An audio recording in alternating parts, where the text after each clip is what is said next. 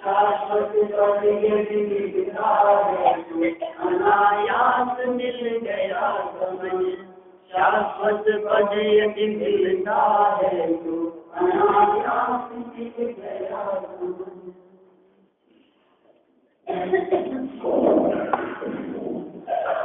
आत्म अनुशासन नामक ये ग्रंथ है और नीति सूचक बहुत सारी बातें इसमें कही गई। सुख पूर्वक जीवन यापन किस प्रकार किया जा सकता है, यह जीव कैसे सुखी हो सकता है, इसके दुख को दूर करने का क्या उपाय है और दुख का असली कारण क्या है, ऐसी बहुत सारी सामान्य विषयों की चर्चा यहाँ की गई। जन सामान्य भी यदि इन विषयों को पढ़े तो उसके हृदय में बातें आसानी से उतर जाएं। इतनी सरल भाषा में ये सब प्रयोग किए हैं। इसके 66 श्लोक तक हम कल चर्चा कर चुके हैं, जिसमें 65 और 66 नंबर श्लोक में कितनी मार्मिक बात कही थी कि चाहे धनवान व्यक्ति हो चाहे निर्धन व्यक्ति हो। जैसे संसार अनुप्रेक्षा में चर्चा की ना, दाम बिना निर्धन दुखी तृष्णा वश धनवान, हमें लगता है कि वो जो पंक्तियां हैं वो यहीं से उठाई गई है।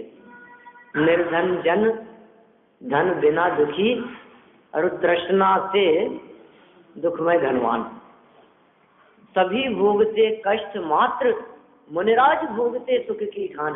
जगत में संसार दशा में रहते हुए, गृहस्थ दशा में रहते हुए सभी दुख भोगते हैं। सम्यक दृष्टियों को कदाचित ग्रहण कर दें हम, ठीक है ना। और यदि हम सुख की खान की चर्चा करें तो उस दृष्टि से देखा जाए तो सम्यक दृष्टि भी कुछ नहीं है। किंचित कदाचित अल्प अतीन्द्रिय आनंद का उपभोग वे करते हो, लेकिन फिर भी बाहुल्यता से तो दुख में ही काल व्यतीत होता है। आप सोचिए, यदि दुखमय जीवन न होता सम्यक दृष्टियों का, तो वे उस स्तर से ऊपर चढ़ने का प्रयास क्यों करते। माने उस चतुर्थ गुणस्थान से ऊपर चढ़कर संयम अंगीकार करने की भावना जो उनके हृदय में होती है, वो स्पष्ट रूप से इस बात को प्रतिपादित करती है कि इस दशा में भी आनंद नहीं है, कुछ न कुछ कमी है, पूर्ण सुखी नहीं है, और जो आनंद मिलना चाहिए वो आनंद मिल नहीं पा रहा है। संयोग सुविधाएं सब कुछ है और भूमिका अनुसार अतीन्द्रिय आनंद का रसास्वादन भी होता है, शुद्धोपयोग भी होता है, लेकिन बहुत बहुत लंबे काल से। किसी को महीने भर बाद में हुआ तो किसी को 4 महीने बाद में हुआ, किसी को 7 दिन बाद में हुआ तो किसी को 6 महीने भी लग जाए। सम्यक से च्युत न हुए तो 6 महीने का अंतराल भी हो सकता है, इतना लंबा काल भी हो सकता है। तो सम्यक दृष्टि ज्ञानी जीवों को भी यहाँ इसी श्रेणी में लिया है कि धन और निर्धन, धन होवे चाहे धन नहीं होवे, दोनों ही स्थितियों में ये जीव संसार दशा में, गृहस्थ दशा में रहता हुआ दुखी ही है। मात्र मुनिराज ही ऐसे हैं जो सुख को भोगते हैं। और सुख क्या भोगते हैं? सुख की खान। मात्र मुनिराज भोगते सुख की खान। इसलिए अपन ने आचार्य कुंद की उन पंक्तियों का भी स्मरण किया था, जिसमें उन्होंने कहा, परिवज्यतु सामन्नम यदि इच्छति दुख परिमुखम।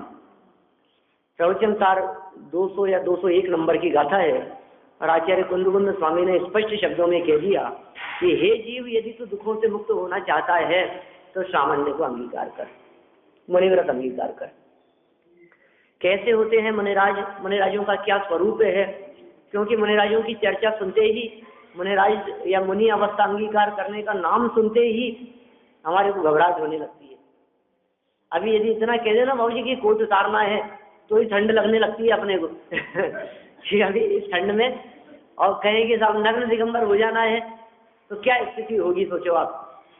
माने हमारे दिलो दिमाग में मुनिराज के नाम पर बहुत अधिक कष्ट और दुख दिखाई देता है।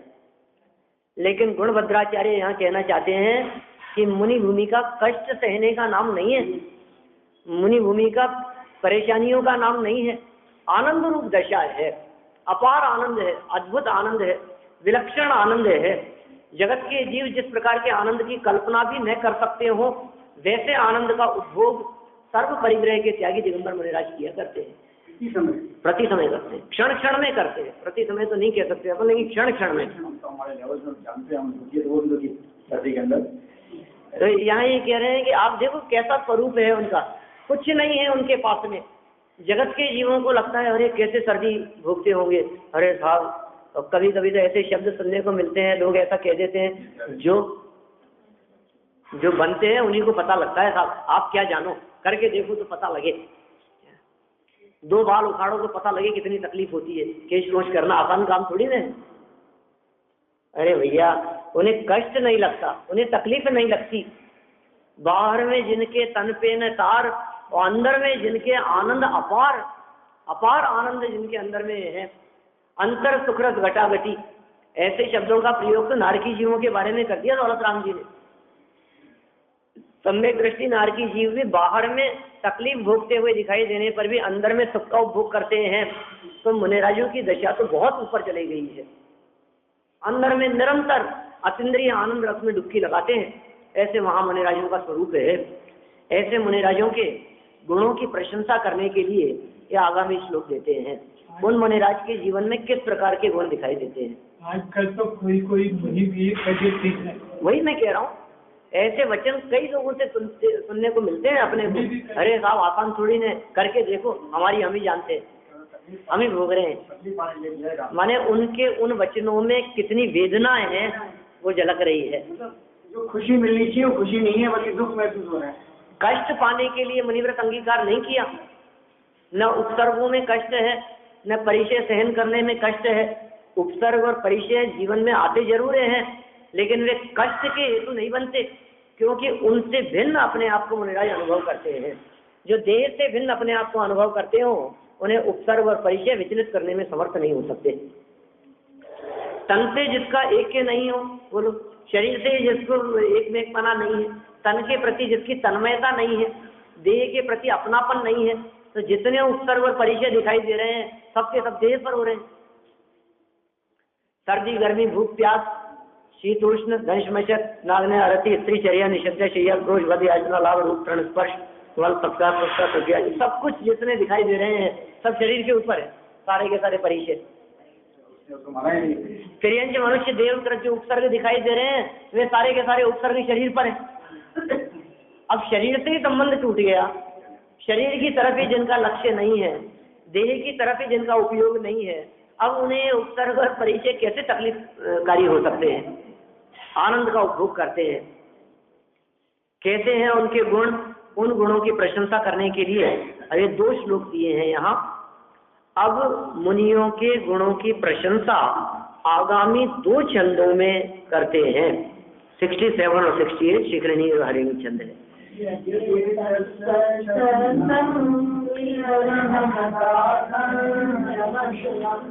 सहायै संवात शुद्धमुपशमेक समबलं मनोमन्दस्पन्दं बहिरपि चिरायाति विमृशन् न जाने कथ्येयं परिणति नरस्य तपसः।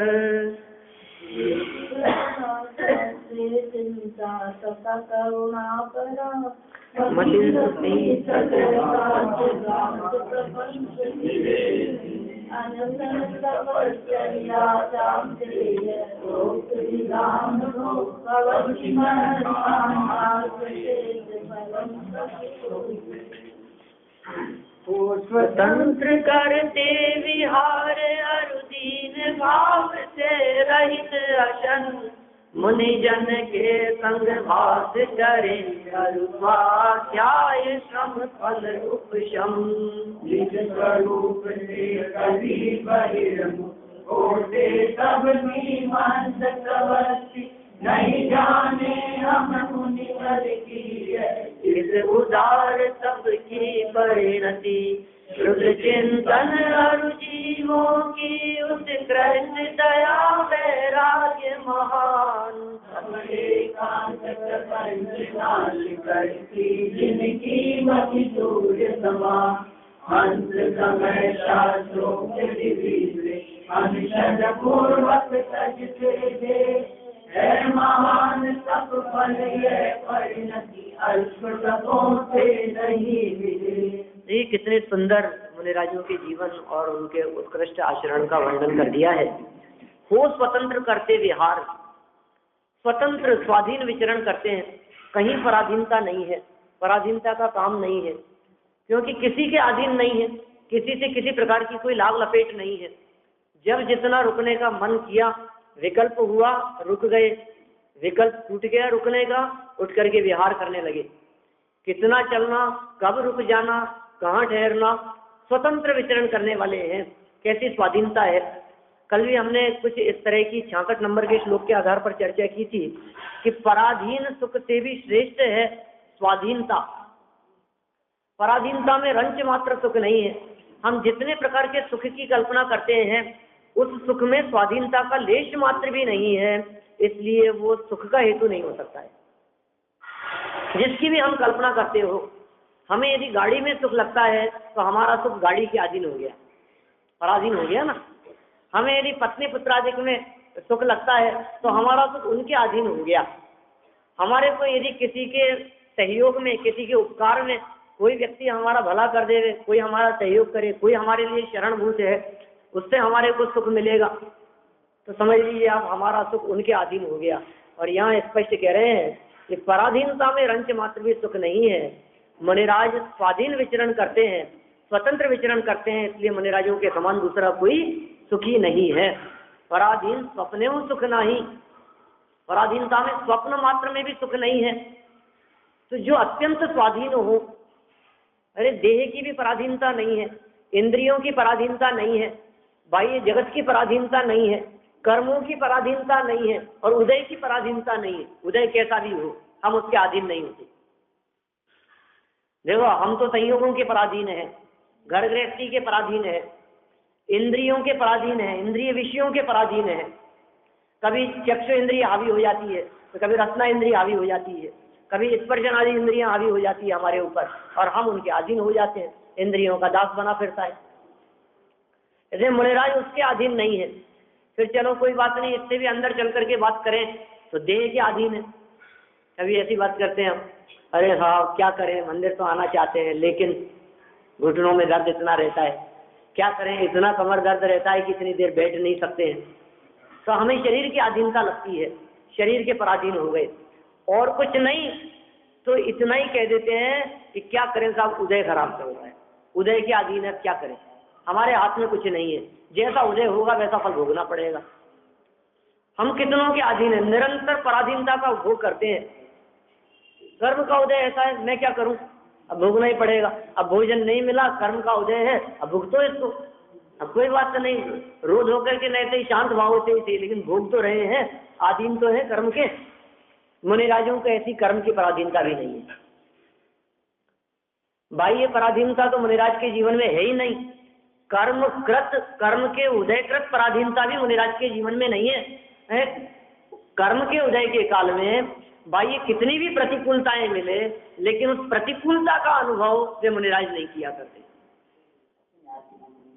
उपसर्ग हो रहा है कर्म के उदय में, कर्म के उदय में 6 महीने तक आहार की विधि नहीं मिली तो नहीं मिली ऋषभदेव स्वामी को। 12 महीने लग गए, 13 महीने लग गए, क्या फर्क पड़ गया उसमें, उसके अधीन नहीं है, उससे खेत खिलता नहीं है, क्योंकि वे उस उदय के काल में भी स्वाधीन सुख का अनुभव करते हैं। वे जिस आनंद का अनुभव करते हैं वो आनंद पराधीन नहीं है, वो आनंद किसी का दिया हुआ नहीं है, माने किसी ने दे दिया हो ऐसा नहीं है। भगवान ने भी नहीं दिया और किसी दूसरे से जाकर के मांगा नहीं है, उन्होंने स्वाधीन सुख का अनुभव करते हैं। तो पहली बात तो कही, हो स्वतंत्र करते विहार करने की बात कही। जरूर स्वतंत्र होकर के विहार करते हैं, इसमें बहुत गहराइयां छिपी हुई है। इसमें रंच मात्र पराधीनता नहीं है। अब जगत के जीवों को इस तरह की बात थोड़ी सी खोल करके समझाई जाए तो उन्हें ऐतराज होने लगता है। कार्यक्रमों में बंधते नहीं है मुनिराज, स्वतंत्र होकर के विहार करते हैं। कार्यक्रम पहले से फिक्स हुए, एक एक महीने के, अभी कहाँ जाने वाले हैं, यहाँ से कहाँ जाने वाले हैं, प्रोग्राम फिक्स है, 8 बजे प्रवचन का समय है, 9 बजे ये होगा। रंच मात्र भी, क्योंकि बंधन हो गया, वो तो पराधीनता हो गई, स्वतंत्र विचरण करते हैं। अतिथि है, तिथि का काम नहीं है, और कोई समय नहीं है, कोई घड़ी नहीं है उनके पास में, कोई टाइम देखने का काम नहीं है, किसी प्रकार की पराधीनता नहीं है, किसी आयोजन में फंसते नहीं है, उलझते नहीं है। सहज विहार करते हुए कहीं आयोजन हो रहा है और सहज वहां पहुंच गए तो उस आयोजन में उपस्थित हो जाए, लेकिन आयोजन में भी प्रयोजन को नहीं भूलते, उसमें उलझते नहीं है। फिर साथ इस अनुष्ठान में इनको बुला लो, इनको ऐसा करा लो, उलझन का काम नहीं है। स्वाधीन स्वतंत्र करते विहार, किसी ने आग्रह किया तो रुक गए, किसी ने दबाव डाला तो यहाँ से वहां चले गए, उनके यहाँ जाकर के रुक गए, उधर चले गए, साथ दबाव बहुत है, लोगों का बहुत आग्रह है, चलो ठीक है, यहाँ अपने चाहने वाले बहुत है, इधर चले जाएं, ऐसा नहीं, चाहने वालों के अधीन नहीं है। ये स्वतंत्रता, कितनी स्वाधीनता है देखो आप उनके जीवन में। माने हम मुनिराजों की उस स्वाधीनता की कल्पना नहीं कर सकते। किसी को कहने का काम नहीं है और किसी से पूछने का काम नहीं है। आचार्य श्री के निर्देशन में मुनि संघ चलता है, इतना अवश्य है, लेकिन जगत जनों से, श्रावकों को सूचना देना, श्रावकों को बताना, उनसे पूछना, उनसे चर्चा करना, ये मुनिराज का काम नहीं है। बैंड बाजे मंगाने के लिए कहा, मेरी शादी बैंड बाजे मंगाते, सही बात है। देखो आप स्वतंत्र विहार करते हैं तो सब भोजन करते हैं, सब तो पराधीन हो गए ना। देखो विहार करने के लिए तो स्वाधीन है, जब जच गई पीछे कमंडल उठाया और विहार कर लिया उन्होंने, कोई रोकने वाला नहीं। 2 दिन मन में आया 2 दिन रुक गए, 4 दिन मन में आया 4 दिन रुक गए, ज्यादा दिन रुकते नहीं है, क्योंकि राग बढ़ाने वाले हैं, राग हो जाता है। जगत जनों की सहज ऐसी वृत्ति होती है कि जहाँ लंबे समय रह लेते हैं वहीं राग होने लग जाता है, वहीं अपनापन होने लग जाता है, वहीं धीरे धीरे तन्मयता बढ़ने लग जाती है। आचार्य कुंद स्वामी का मूल शब्द पज्जय मूढ़ा ही पर समय, जो पर्याय ज्यादा लंबे समय तक टिक गई, समझ लीजिए उसी पर्याय में ये तन्मयता करने लग जाता है। यदि वो बात मिथ्या दृष्टियों के संदर्भ में कही है, लेकिन मुनिराज जी कब भूमिका से गिर करके मिथ्या स्वरूप हो जाएं, वे सावधान रहते हैं, इस तरह के निमित्तों से बचते हैं, इस तरह के बाहरी कोई ऐसे प्रसंग बने तो उनसे बचने का प्रयास करते हैं, मौका ही नहीं आने देते। हम टिके ही क्यों, हम ज्यादा इनके पास में रहे ही क्यों। आहार चर्या के लिए गए, किसी श्रावक के यहाँ गए मौन धारण करके, आचार्य जी के पास में मौन लेकर के गए और वापस आकर के मौन तोड़ा। कहता झगड़े का काम ही नहीं, वाणी का काम ही, क्योंकि वाणी संबंध जोड़ने का काम करती है और बोलने का ही काम नहीं। खड़े खड़े भोजन, रुकने का ही काम नहीं। ये कह रहे हैं यहाँ भोजन की तो पराधीनता होगी साहब, आप विहार करने में भले ही स्वाधीनता की चर्चा करें, लेकिन भोजन करने के लिए तो आपको श्रावकों की अधीनता होगी ही ना, तो फिर तो स्वाधीन नहीं रहे। कह रहे हैं दीन भाव से रहित अशन, अशन माने भोजन, भोजन ग्रहण करते हैं लेकिन दीन होकर के नहीं, पराधीन होकर के नहीं। ऐसा नहीं है कि देने वाले के अधीन हो गए हों। 5 प्रकार के शब्द मिलते हैं मुनिराज की आहार चर्या के संदर्भ में, गोचरी, भ्रामरी, अक्ष भक्षण, दाह शमन, गर्त पूरण। श्रावकाचार में ऐसे प्रयोग किए गए। टोडरमल जी का लिखा एक श्रावकाचार्य है, ये अपने पंडित प्रवर टोडरमल जी का तो नहीं, कोई दूसरे टोडरमल जी हुए होंगे, उनके श्रावकाचार में बहुत वर्षों पहले 5 शब्द पढ़े थे। कैसी वृत्ति होती है मुनिराज की आहार वृत्ति। श्रावकों के यहाँ जाते हैं लेकिन कैसी वृत्ति है कि गोचरी, गाय को जिस तरह से कोई विकल्प नहीं है कि भोजन देने वाला कौन है, भोजन कराने वाला कौन है, गोरा है कि काला है, मोटा है कि पतला है, धनवान है कि गरीब है। तो मुनिराज किसी के यहाँ आहार ग्रहण करने के लिए जाएं, क्या फर्क पड़ता है झोपड़ी में है कि महलों में है, कोई फर्क नहीं है उन्हें। गोचरी, भ्रामरी माने मुनिराजों की वृत्ति, आहार वृत्ति इस तरह की है जो भ्रमर के समान है। माने फूल की गंध ले लेवे लेकिन फूल को टच मात्र भी न करे, तकलीफ न पहुंचाए। तो मुनिराजों की आहार चर्या इस प्रकार की होती है कि श्रावक के ऊपर वजन न पड़े। क्या ऐसा नहीं कि 3 दिन हो गया चौका लगाते हुए, महाराज आए ही नहीं, हम तो 15,000 के नीचे आ गए। माने देखो, आप लोग यदि ऐसा सोचते हैं तो ये ठीक नहीं है बात। वजन पड़ रहा है श्रावकों के ऊपर, जबरदस्ती बर्डन पड़ रहा है, ऐसा नहीं। भ्रामरी वृत्ति होती है उनकी, सहज होती है। श्रावक ने अपने लिए भोजन बनाया, मुनिराज विहार करते हुए उधर से निकले तो उसने फड़गाहन किया, मुनिराज ने आकर के आहार ग्रहण कर लिया, सहज, पता भी नहीं लगा। जिस तरह से फूल की गंध ले लेना, उसका रस चूस लेने पर फूल को रंच मात्र भी फर्क नहीं पड़ता है, ठीक उसी प्रकार किसी श्रावक के यहाँ आकर के भोजन कर लेने पर उस श्रावक को रंच मात्र भी फर्क नहीं पड़ता है। कोई कमी नहीं आ गई, कोई तकलीफ नहीं है, कोई पीड़ा वेदना नहीं है। गौचरी के साथ साथ में का भ्रामरी, भ्रमर, भंवरे के समान वृत्ति है। हाँ, गर्त पूरण क्यों भोजन करते हैं? गड्ढा भरने के लिए। क्या मिला, कैसा मिला? बोलो, मेन रोड पर यदि कहीं गड्ढे हो गए हो, उस जमाने की चर्चा है, 200-250 वर्ष पहले पक्की सड़कें नहीं हुआ करती थी। कहीं जमीन पर यदि गड्ढा हो गया है तो गड्ढा भरने के लिए आसपास वाले, वहां रहने वाले, सड़क के किनारे दुकान लगाने वाले क्या करते हैं? उस गड्ढे के लिए लोगों की दुर्घटना न होवे, लोग उस गड्ढे में गिर न जाएं, ऐसा करने के लिए किसी भी रीति से, मिट्टी से, पत्थर से, घास से, जो मिला उसको भर दो। उसको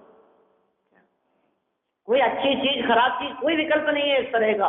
तो मुनिराज भी अपने पेट को उस खाली गड्ढे के समान जानते हैं और गर्त पूरण ऐसी पद्धति से वे आहार ग्रहण करते हैं। हमें तो इस गड्ढे को भरना है, जो कुछ भी मिले, मीठा हो चाहे नमकीन हो, शुद्ध सात्विक हो। और इस बात का निर्णय हो गया देने वाले की प्रतिज्ञा से। आहार जल शुद्ध है, प्रतिज्ञा कह करके उसने आहार दिया हमारे को। ये गर्त पूरण। अक्ष भक्षण और दाह शमन। अक्ष भक्षण शब्द के लिए उन्होंने उदाहरण दिया इस प्रकार का कि जिस तरह से गाड़ी चलाने के लिए पेट्रोल की जरूरत होती है, ठीक उसी प्रकार इस देह रूपी गाड़ी को चलाने के लिए भोजन की जरूरत महसूस हुई। जब जरूरत महसूस हुई तो आहार के लिए चले गए, और वो भी इतना क्षीण विकल्प। आहार के लिए गए, निरंतर आए, भोजन मिला तो ग्रहण किया। 46 दोष 32 अंतराय डाल करके आहार ग्रहण करते हैं, और कदाचित रंच मात्र भी कुछ बात हो गई तो छोड़ करके चले आए। विकल्प टूट गया बस। और करते क्या थे? विकल्प आया था तो भोजन करने के लिए चले गए थे, और विकल्प टूट गया तो हाथ छूट गया, बस तो वापस लौट करके आ गए। कितना क्षीण विकल्प है। कभी कभी जब 46 दोष 32 अंतराय की जब हम चर्चा करते हैं और उन अंतराय और दोषों को देखते हैं तो हमें ऐसा लगता है, अरे यार ये कैसे, ये क्या है, काय के नाटक नौटंकी है, जबरदस्ती कोई बर्तन की आवाज आ गई छोड़ करके चले गए, ज्यादा ही लग रहे हैं इनके। तो ये क्या है, कोई बच्चा रोने लग गया, फिर कुछ भी ऐसी प्रवृत्ति दिखाई दी और छोड़ करके चले गए। कैसे न कैसे करके छोड़ना। और दूसरी बात ये भी तो है, उनको जो भोजन के संबंध में विकल्प था वो बहुत हल्का विकल्प था, और जिस चौके में बर्तन की आवाज सुनाई दे गई, बर्तन गिर गया, चम्मच हाथ से छूट गई, इसका मतलब काम करने वाले कितने सावधानी पूर्वक आहार बना रहे होंगे, इस बात का उनको अनुमान लग जाता है। कितना सावधानी पूर्वक बना होगा। क्या ये प्रतिज्ञा करके इन्होंने नवदा भक्ति पूर्वक प्रदान करके मुझे बुला तो लिया, लेकिन इनकी प्रवृत्ति से ऐसा लगता नहीं है कि मन वचन काय की शुद्धि है। चम्मच हाथ से छूट गई, बर्तन गिर गया, अग्नि दिखाई दे गई, धुआं उठता हुआ दिखाई दे गया। कितनी सावधानी रखी होगी, कितने सावधानी पूर्वक वस्तुओं को उठाया धरा होगा इन्होंने। विराधना से बना होगा ये भोजन, अपने करने योग्य नहीं है। विकल्प टूट गया और निकल करके चले गए। कैसा क्षीण विकल्प होता है उनको। हर बात के पीछे कुछ ना कुछ प्रयोजन है, कोई ना कोई बातें ऐसी छिपी हुई है।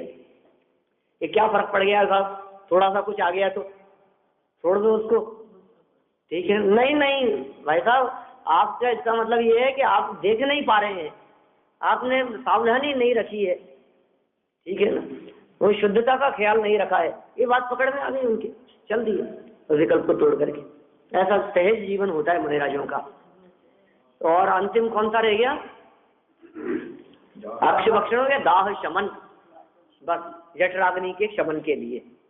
और यदि दौलत राम जी के शब्दों में कहा जाए तो उन्होंने कहा, ले तप बढ़ावन हेतु नहीं तन पोषते तजी रसन को।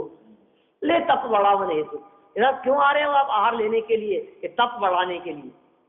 नहीं तन पोषते, शरीर के पोषण का कोई विकल्प नहीं है। और तजी रसन को ये बहुत मार्मिक बात कह दी उन्होंने। कभी मीठे का त्याग कर दिया, कभी नमक का त्याग कर दिया, कभी घी तेल का त्याग कर दिया, कभी दूध का त्याग कर दिया, बदल बदल करके रसों का त्याग। धर्म के 10 लक्षण पुस्तक में उत्तम तप धर्म की चर्चा करते हुए रस परित्याग जहाँ तप बतलाया है वहां इसकी चर्चा की बहुत मार्मिक ढंग से।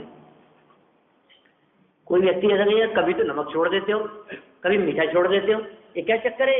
एक दिन नमक नहीं खाएंगे, एक दिन ये नहीं खाएंगे, एक दिन वो नहीं खाएंगे। अरे छोड़ना है परमानेंट छोड़ दो ना। हम कहाँ तक त्याग हम कहाँ तक ध्यान रखेंगे आज इस चीज का त्याग है और आज इस चीज का त्याग है, आज रस नहीं लेंगे और आज मीठा नहीं लेंगे। अरे नमक का त्याग, जीवन भर के लिए नमक का त्याग, हो गई छुट्टी। जीवन भर के लिए मीठे का त्याग, ऐसा क्यों नहीं कर देते हैं? कि नहीं भाई साहब, ऐसा नहीं है। उन्हें तो भोजन के प्रति राग तोड़ना है, भोजन को नीरस करना है, ठीक है ना? वो तो कुछ समय बाद में, हाँ तप अधिकार था ना, अपन ने चर्चा की थी उसकी। 12 प्रकार के तपों में रस परित्याग तप की चर्चा करते थे, हमने ऐसी चर्चा की। आदत पड़ जाती है। आप देखिए, आप यदि रोजाना मीठी चाय पीते हैं और एक दिन चाय में मीठा डालना भूल गए और फीकी चाय, अब आपको कैसी लगती है? कितनी स्वादिष्ट लगेगी सब? 7 दिन आप मीठी चाय लेवें और एक दिन फीकी चाय लेवें तो अच्छी नहीं लगती है, और रोजाना ही फीकी लेने लग जाए तो अब उसी का स्वाद आने लगेगी। वही रस हो गया, वही रस वाली हो गई। तो मुनिराज का जो रस परित्याग नाम का जो तप है, ये बदल बदल करके त्याग। और दूसरा एक बहुत सुंदर तर्क दिया दादा ने वहां, उन्होंने कहा देखो, यदि किसी एक रस का परमानेंट त्याग कर दिया जाए, नमक का परमानेंट त्याग कर दिया गया, तो उस संबंधी आवश्यक तत्वों की शरीर में से कमी हो जाएगी। मीठे का परमानेंट त्याग कर दिया मान लीजिए आपने, तो शरीर में से मीठे की कमी हो गई, तो उस संबंधी आवश्यक तत्वों की कमी भी न हो गए और भोजन भी नीरस हो जाए, भोजन के प्रति आसक्ति और रस भी न होवे। इस दृष्टि से वे बदल बदल करके रसों का त्याग करते हैं। वो साइंटिफिक तरीके से, बिल्कुल ऐसा नहीं है चाहे जिस चीज का चाहे जब त्याग कर दो आप, ऐसा नहीं है। बदल बदल करके त्याग करने के पीछे भोजन के प्रति आसक्ति तोड़ना ये एकमात्र हेतु है। शरीर में जो मूल तत्व जो पहुंचने चाहिए उसमें बराबर पहुंच रहे हैं, उसमें कमी नहीं है। क्योंकि ले तप बढ़ावन हेतु, तप में रंच मात्र भी बाधा नहीं होवे, तपस्रण बराबर चल रहा है। ये कह रहे हैं दीन भाव से रहित होकर के, कोई दीनता का काम नहीं है। अरे दीनता तो उसकी है, विकल्प तो उसे आता है। नवधा भक्ति पूर्वक आहार देता है, 3 चक्कर लगाता है, नमस्कार करता है, चरणों में झुकता है, प्रदान करता है, अनेक प्रकार से वचन कहता है, हे प्रभु अत्र अवतर अवतर, आओ आओ पधारो पधारो, बोलो आप। आहार जल शुद्ध है, मन शुद्धि, वचन शुद्धि, काय शुद्धि, अनेक प्रकार से वचन कहता है। तो उसके इन वचनों को सुनकर के आहार के लिए आते हैं, दीनता रूप वचन नहीं कहते। टोडरमल जी साहब ने आहार चर्या के संदर्भ में जब इस तरह की चर्चा की गई 5वें अध्याय में श्वेतांबर समीक्षा के अंतर्गत, तो दिगंबर परंपरा की इस वृत्ति का निषेध किया उन्होंने, श्वेतांबरों ने। उन्होंने कहा नहीं साहब, ये अच्छी बात नहीं है, आप आहार चर्या के लिए जाते हैं, अच्छी बात नहीं है, आप ले लो ना। ये क्या पड़गाहन की प्रवृत्ति और क्या इस तरह की प्रवृत्ति और क्या विधि की बात करते हैं आप जाकर के मांग ले रहे, वो ज्यादा अच्छा है। नहीं, इससे मान कषाय कम होती है, ऐसा उन्होंने तर्क दिया। मान गलता है, आसान काम थोड़ी ना किसी के भी जाकर के मांग लेना। अभी आप घर घर जाकर के मांग सकते हो? नहीं मांग सकते। तो वो जो मुनिराज हैं उन्होंने अपने साधुओं की चर्चा की कि जाकर के मांग लेते हैं, घर घर जाकर के पात्र ऐसे आगे बढ़ा देते हैं। तो कितनी अच्छी बात है, अंदर से अभिमान निकल गया है, अंदर से मान कषाय निकल गया है, इसलिए ऐसी प्रवृत्ति होती है। तो टोडरमल जी ने उनकी उस प्रवृत्ति का चित्रण करते हुए 5 पाप घटित कर दिए उसमें। वो 5वें अध्याय में उन्होंने बहुत पहले पढ़ा था अपन ने, बीच में कार्तिक अनुपेक्षा भी पढ़ दिया, सवार सिद्धि पढ़ा बीच में, उससे पहले मोक्ष मार्ग का शिक्षा लाया था। तो हमारे देखिए आप कैसे सिद्ध किए उन्होंने कि देने वाले के परिणाम नहीं थे और दरवाजे पर जाकर के खड़े हो गए, जबरदस्ती देना पड़ा। नहीं, हिंसा है, उसके परिणामों में खेद हुआ, परिणामों में पीड़ा हुई, उसके ये हिंसा का पाप लग गया, इसमें हिंसा है। राग द्वेषादि भावों का नाम ही तो हिंसा है, अंदर में उत्पन्न होने वाले विकार भाव कषाय भाव का नाम ही तो हिंसा है। तो सामने वाले के प्राणों का भाव, प्राणों का घात किया, इसलिए हिंसा का दोष लगता है। दरवाजे पर जाकर के खड़े हो गए आप, झूठ का दोष लगेगा आपको। क्यों झूठ का दोष लगेगा? क्योंकि आपने दीनता रूप वचन कहे, जो हो वो दे दो। आपके ये जो वचन है, ये दीनता रूप वचन है, ये असत्य की श्रेणी में जाते हैं। दरिद्रता रूप वचन है, ऐसे वचन किसी विशिष्ट पद वाले को कहना ये शोभा का काम नहीं है, अशोभनीय है। तो वचनों में दरिद्रता, वचनों में दीनता, स्पष्ट हो गई बात, झूठ है ये बातें कहना योग्य नहीं है, झूठ की श्रेणी में चला गया। और चोरी देना नहीं चाहता था और आपने ले लिया, अदत्ता दानम, ये चोरी है। देने का भाव नहीं था और ले लिया, आप जबरदस्ती उनके माथे पर जाकर के खड़े हो गए। वो तो देना नहीं चाहता था कि साहब दिया तो उसने खुद नहीं, भले ही खुद ने दिया हो, आप नहीं जाओ और वो देने के लिए बाहर खड़ा हो, तब तो हम माने कि देने का भाव था। अब कोई माथे पर ही आकर के बैठ गया तो क्या करें? इसका चित्रण करते हुए वर्णी जी ने, सहजानंद जी वर्णी ने अदत्ता दानम इस्तेम की व्याख्या की, बहुत सुंदर चर्चा की है उन्होंने ऐसा सिद्ध किया। अरे भाई, अदत्ता दानम इस्तेम का अर्थ ये जगत में दिखाई देने वाली चोरी ही नहीं है। किसी व्यक्ति के देने के परिणाम नहीं हो और जबरदस्ती देना पड़े, उसका नाम भी चोरी है, वो भी अदत्ता दान के अंतर्गत आएगी। और ऐसा सिद्ध करते हुए उदाहरण इस प्रकार के दिए कि डाका डालना। कोई डाकू आपके घर में घुस गया, बंदूक आपके माथे पर रखी और कहता है तिजोरी खोलो, खोलता है क्या? और हम अपने हाथ से चाबी निकालकर तिजोरी खोलते हैं, फिर वो कहता है अब ये सारा माल निकाल बाहर और इस थैले में भर दे। क्या? खुद कुछ नहीं कर रहा है, हाथ भी नहीं लगा रहा है, हाथ भी नहीं, फिंगरप्रिंट्स भी नहीं है क्या? और कहता है कि अब ये जो थैला है ना, इसको उठा और मेरे साथ बाहर आकर के इस गाड़ी में रख। क्या? वो रख देता है चुपचाप आकर के, बेटा अब चुपचाप अंदर चला जा। क्या? और गाड़ी में बैठ करके चले जाता है। बोलो चोरी है या नहीं है? मैंने तो कुछ किया ही नहीं। उसने तिजोरी का ताला खोला था, उसने निकाला, उसी ने दिया, वो नहीं देता तो मैं कैसे लाता? भाई साहब, चोरी है। यदि आप ऐसी बातों को चोरी के अंतर्गत नहीं लेंगे, जबरदस्ती ग्रहण की गई बातों को, तो फिर वो डाका डालने वालों को भी आप चोर नहीं कह सकेंगे। तो ये कैसा है? जबरदस्ती किसी के माथे पर जाकर के बैठ गए, इसमें वे लोग भी शामिल हो जाएंगे, समझ लेना आप, जो लोग दान की प्रवृत्ति के लिए किसी के घर जाकर के जबरदस्ती बैठ गए। देने का परिणाम था 11,000, 21,000 निकलवा लाए। अरे आप निकलवा लाए, चोरी करके आए हैं आप।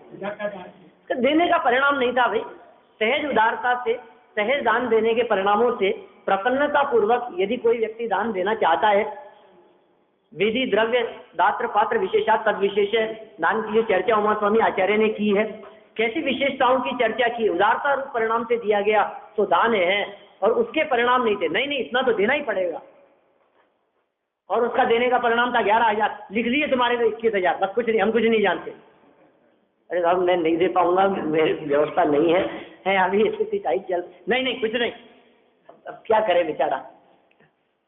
और फिर कहोगे हमने थोड़ी ना लिए हैं, तो दिए थे उसने, वो क्या करे, देना ही पड़ेगा।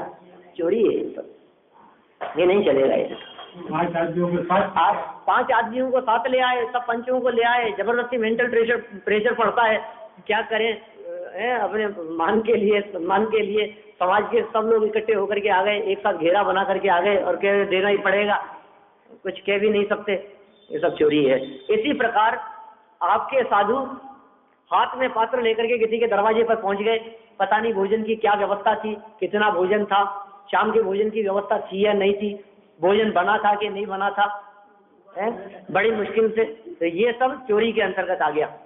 किसी के घर पहुंच गए, कोई महिला स्त्री यदवा तदवा कैसे भी बैठी थी, खड़ी थी, कुशील का पाप लग गया। और जो आप भोजन लेकर के आए उसको इकट्ठा किया, संग्रह किया, तो परिग्रह का पाप लग। पांचों पाप सिद्ध कर दिए टोडरमल जी ने वहां।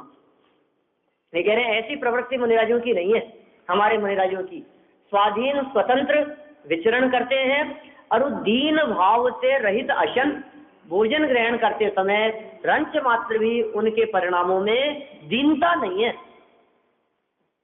और जहां सामने वाले के परिणाम में थोड़ी बहुत भी विकृति देखी, आहार ग्रहण करने के लिए नहीं जाते, चेहरा पढ़ लेते हैं देने वाले के परिणाम कैसे हैं, देने वाले के भाव कैसे हैं, कितने उत्कृष्ट परिणामों के सामने वाला व्यक्ति दे रहा है, अंदर में उल्लास है कि नहीं। दीनता का भाव तो देने वाले के है, मेरे का उदय है कि मेरे ठीक बात है। वो स्वतंत्र करते विहार और दीन भाव से रहित अशन, दीनता रहित करके असन करते हैं, भोजन ग्रहण करते हैं। मुनिजन के संग वास करें और स्वाध्याय श्रम फल उपशम। देखो आप करते क्या है, ये गुण है, ये उनके स्वतंत्र रहना, ये उनका कोई दोष नहीं है, ये उनका गुण है। स्वतंत्र रहने का अर्थ ये है किसी को तकलीफ नहीं देते। स्वतंत्र रहने का मतलब अपना काम खुद कर लेते हैं। गृहस्थों की दृष्टि से यदि हम बात करें तो सब इस तरह की अपेक्षा रखते हैं कि वृद्धावस्था में किसी के अधीन नहीं हो जाएं। अरे साहब अपने हाथ पांव चलते रहे, अपना काम खुद करते रहे अपन, बोलो ऐसी बातें करते हैं ना अपन। तो मुनिराज खुद का काम खुद करते हैं, आर विहार निहार आदि जो उनको जैसे करना है, किसी की अधीनता नहीं है, किसी का फाउंडेशन नहीं है, किसी का दबाव नहीं है उनके माथे पर, और दीन भाव नहीं है। इस प्रकार उनका भोजन है। और क्या करते हैं, मुनिराजों के संगी रहते हैं, गृहस्थों के बीच में नहीं आते जाते, श्रावकों के बीच में रहते नहीं है, विषय कषाइयों के बीच में रहते नहीं है। और क्या करें उनके बीच में रह करके, वे सब फंसाने वाले हैं, सब उलझाने वाले हैं।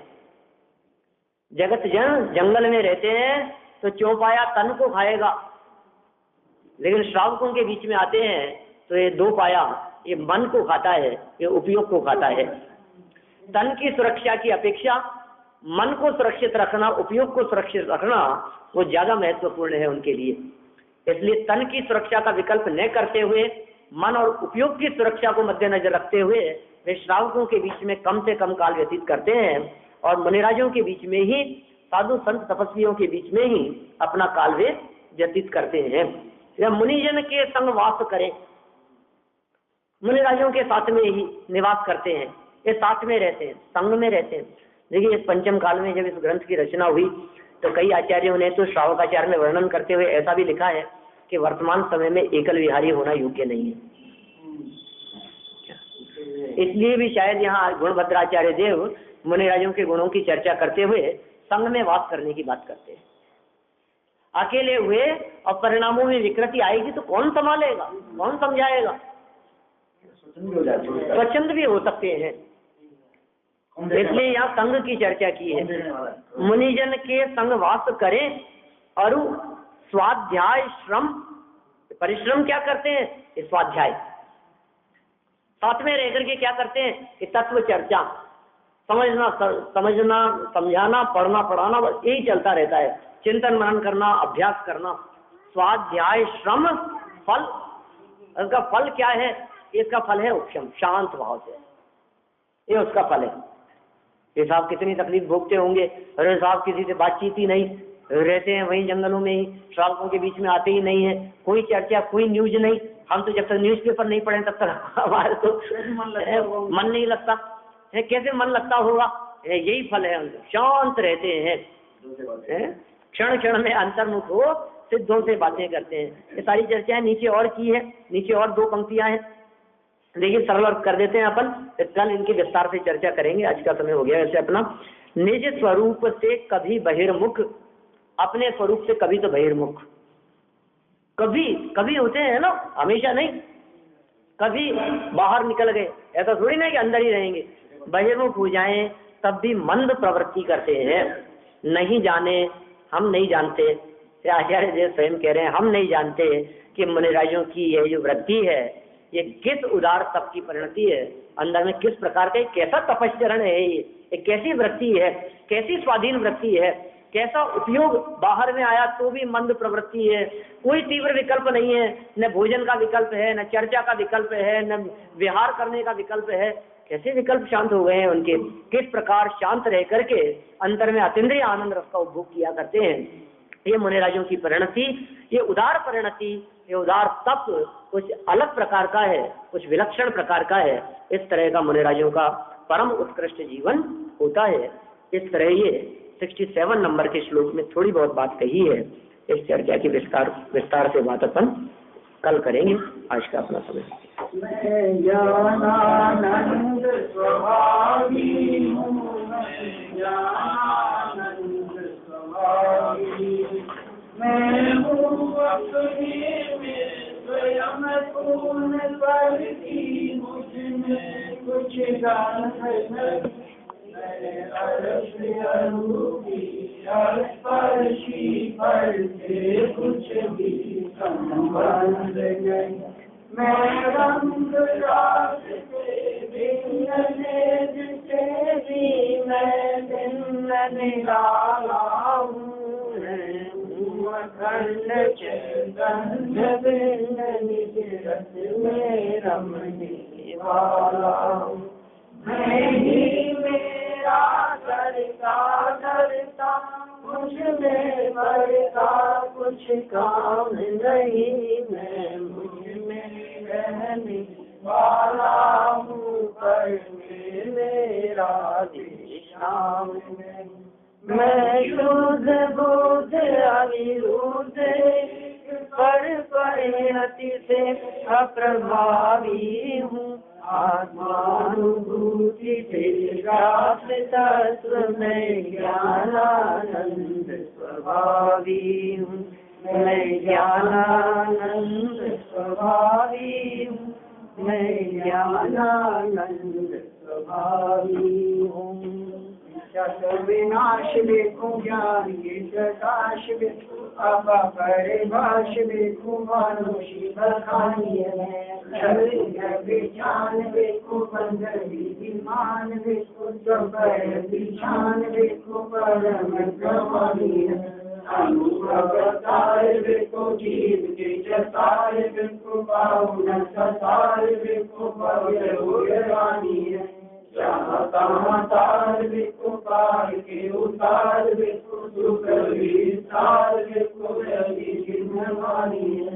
जिन्हवानी की अद्भुत प्रमाण अनादार वृद्धि करे माता पुण्या। जिन्हवानी भारती थोड़े चपक में है, जो तेरा शरणागत तुम्हारे सुख चैन। जवानी के ज्ञान से सुख लोक का लोक, तुम्हारी मस्तक में सदा देखो।